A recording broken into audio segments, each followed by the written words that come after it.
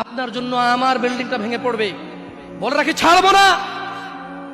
আল্লাহ তুমি আমার ভাইদেরকে হিদায়াত দাও, ইয়া আল্লাহ, ছাড়বো না। এই যে ভূমিকম্প হলো আপনার গান বাজনা বাজানোর কারণে, মুহাম্মদ সাল্লাল্লাহু আলাইহি ওয়াসাল্লাম কি মিথ্যা কথা বলে? কারা কারা হাত তোলেন তো যে মুহাম্মদ সাল্লাল্লাহু আলাইহি ওয়াসাল্লাম জানে না, মুহাম্মদ সাল্লাল্লাহু আলাইহি ওয়াসাল্লাম জানে না, এরকম কারা কারা স্বীকার করে?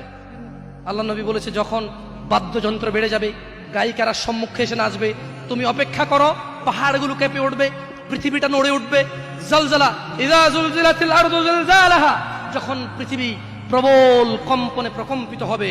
ওয়া খরাজাতিল আরদু আসকালাহা, যখন এই মাটি তার ভিতরে যা আছে একদম লাথি মেরে বের করে দেবে, লাশ হোক আর যাই হোক, মাটি বলবে যে বের হও, বের হও আমার থেকে, বের হও, আমি তোর আর কাউকে রাখবো না।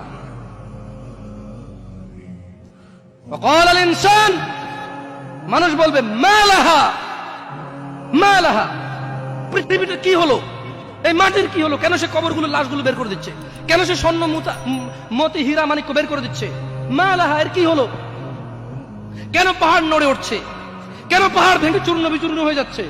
মানুষ বলবে মা লাহা, পৃথিবীর কি হলো, বিআন্না রাব্বাকা আওহা লাহা, পৃথিবী এটা করবে, বিআন্না রাব্বাক, কারণ তোমার প্রতিপালক আওহা লাহা, পৃথিবীকে আদেশ করেছে। আপনি গান শোনেন, আমি শুনি না, আপনি গান বাজান, আমি বাজাই না। যখন চিটাগং নড়ে উঠলো ভূমিকম্পে, আপনার বাড়ির সাথে আমার বাড়িটাও উঠছে। বন্ধ করেন এই জুলুম আমাদের উপর। আল্লাহর দিকে তাকিয়ে বন্ধ করেন, আল্লাহর দিকে তাকিয়ে বন্ধ করেন। আপনার বাড়িটা যদি ভেঙে ফেলার ইচ্ছা হয়, বুলডোজার এনে ভেঙে ফেলেন, কেউ ধরবে? কেউ জিজ্ঞেস করবে আপনাকে? আপনি গান বাজনা শুনে এভাবে পৃথিবীতে বিপর্যয় নিয়ে আসতেছেন। ইত্তাকিল্লাহ হাক্কা তুকাতিহ, আল্লাহকে ভয় করেন যেভাবে ভয় করা উচিত।